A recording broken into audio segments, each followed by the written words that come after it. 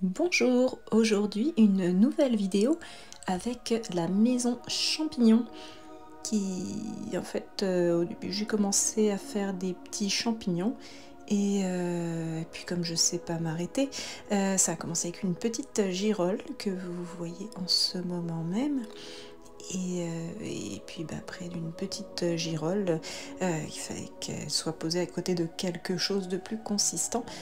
Et voilà comment la maison champignon est née. Donc je vous laisse apprécier la création.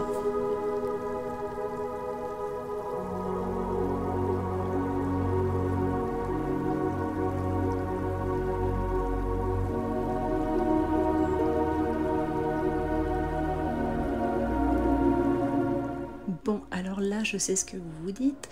Non, mais là, ça n'a rien à voir avec un champignon. Qu'est-ce qu'elle nous fait là? Je sais pas où elle s'en va avec ça. J'ai envie de dire, soyez patient, soyez patient. Je mets juste un petit peu de suspense.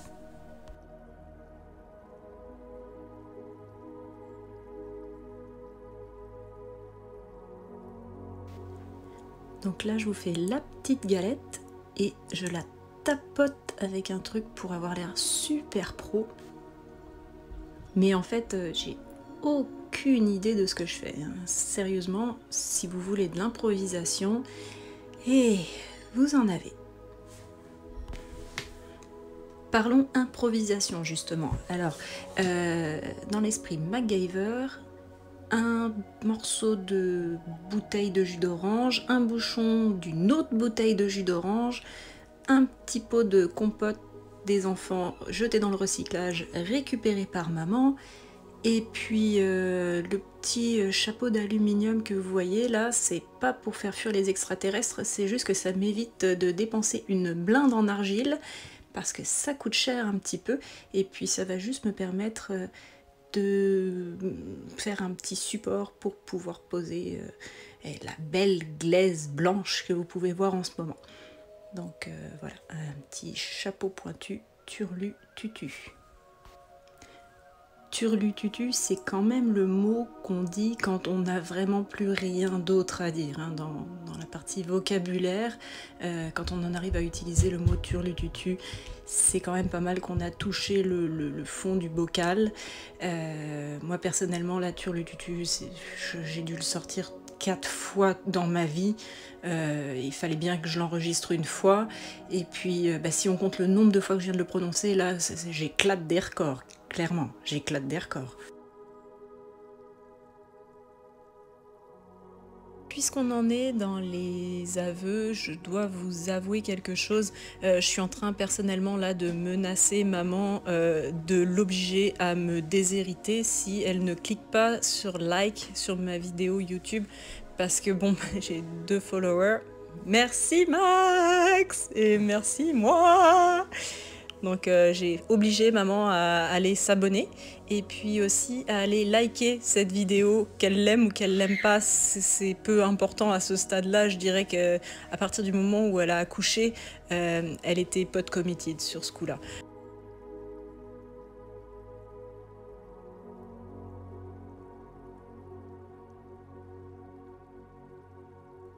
Je n'ai absolument aucune idée du format que vous allez préférer, alors n'hésitez pas à me laisser en commentaire si vous préférez quand je m'écrase et que je vous laisse juste la petite musique douce qui peut vous permettre de vous endormir et trouver un repos paisible en rêvant de petites maisons champignons, ou si vous préférez que je vous raconte des grosses âneries comme je suis en train de faire en ce moment. J'essaierai de faire des choses un peu plus professionnelles, plus drôles peut-être, ou plus sérieuses. Je vais faire un petit compromis entre les deux et je vais simplement vous expliquer mes découvertes, à savoir, en trempant le doigt dans l'argile, ça permet de corriger très efficacement les défauts, d'aplanir la structure, d'effacer les petites imperfections. Et comme on le voit ici, ça permet vraiment d'apporter la matière, de travailler la matière super facilement. Plus il y a d'eau, bien entendu, plus ça glisse. Et quand l'eau commence à s'évaporer un petit peu, ça devient vraiment facile de travailler, d'aplanir la matière.